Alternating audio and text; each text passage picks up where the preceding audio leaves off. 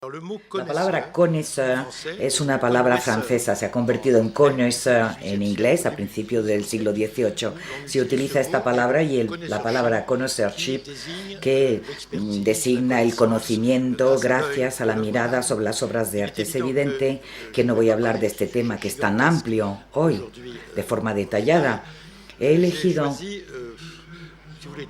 dos puntos de vista. Por una parte, un punto de vista un poco histórico sobre los principales grandes conocedores o expertos desde finales del siglo XIX hasta hoy en día, por una parte, y ilustrando cada vez lo que ellos han hallado, y por otra parte también hablaré de algunos resultados conseguidos gracias a su mirada, sus ojos. En nuestra profesión es una doble profesión, historiador de arte y conocedor, entre comillas, conocedor en el sentido de experto, pues ambos se completan.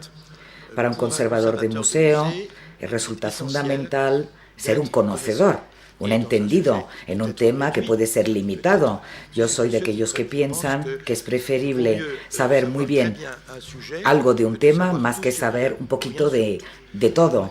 Y los generalistas en este ámbito son muy útiles, por supuesto, pero no tienen el poder de percepción, creo yo, que requiere el estudio de un tema limitado y preciso. Los historiadores de arte universitarios pueden no ser conocedores ni expertos. Muchos de ellos, del pasado, incluso del presente, no intentan ser conocedores, hacer peritajes, pero la tendencia que tienen es, en cierto modo, ignorar el aspecto que vamos a estudiar hoy.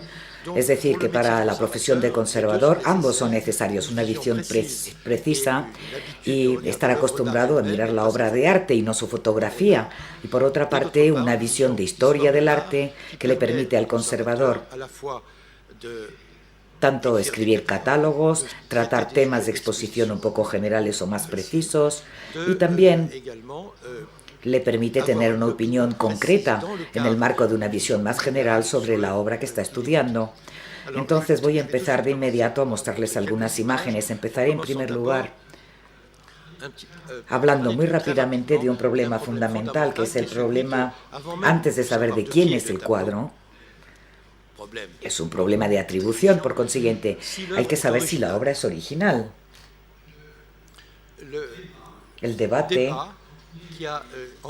en torno a las dos imágenes que les muestro es el principio de estos debates, de estas discusiones sobre el connoisseurship.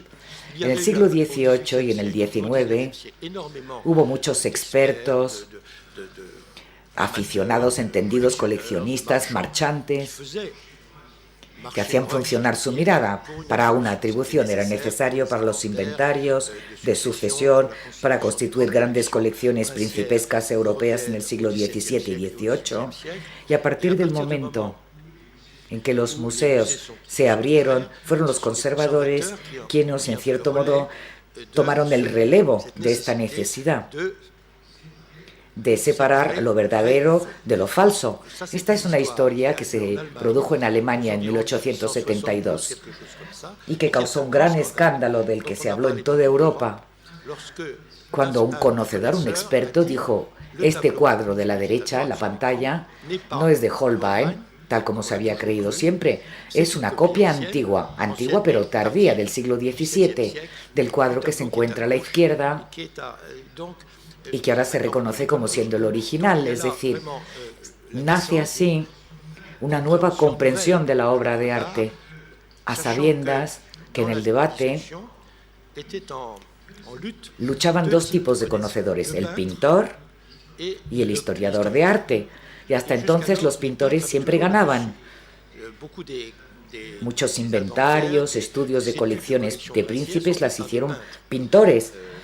Lebrun, por ejemplo, era el gran pintor de Luis XIV, él hacía los inventarios de la colección.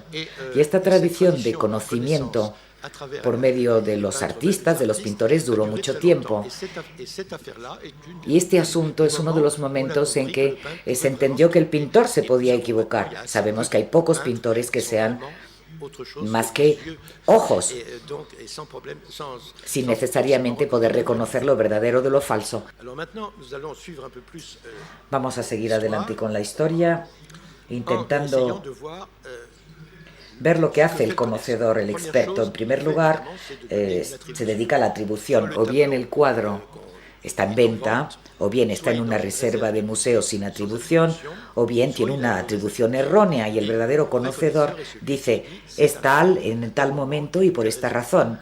Es un acto muy misterioso y sería preciso que un psicoanalista o psiquiatra o psicólogo estudiara este fenómeno porque está relacionado con la memoria visual.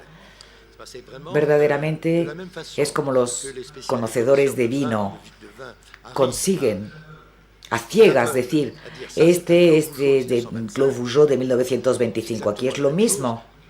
El conocedor, el experto en pintura, dice, este es un Vermeer de 1674. Bueno, no puede decirlo de forma tan precisa, pero es un fenómeno de memoria visual muy rápido. Los que están acostumbrados saben que por lo general la reacción, el clic que hace que se dice es de tal, se produce muy rápidamente. Es un fenómeno de memoria.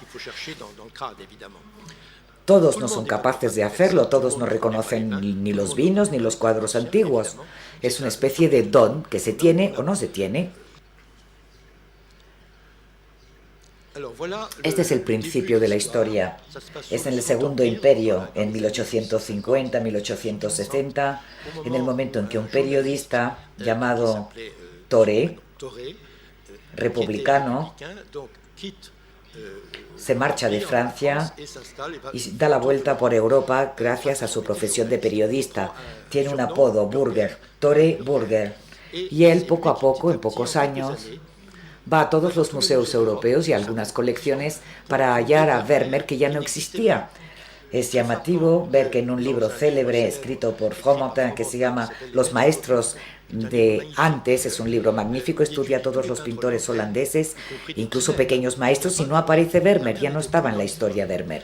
Y el mérito de Thoré fue buscar aquí y allá, mucho en Alemania, en Holanda también, buscar cuadros firmados Vermeer, que se confundía con otro Vermeer, por cierto, o no firmados y que él atribuía a Vermeer, y pudo reconstituir, y el núcleo se incrementó desde entonces, pero sigue siendo muy fiable. Y su ojo, su mirada se ejercitó en eso. No duró mucho porque murió de forma precoz en el año 69, justo antes de terminar, o justo cuando terminaba su trabajo sobre Vermeer.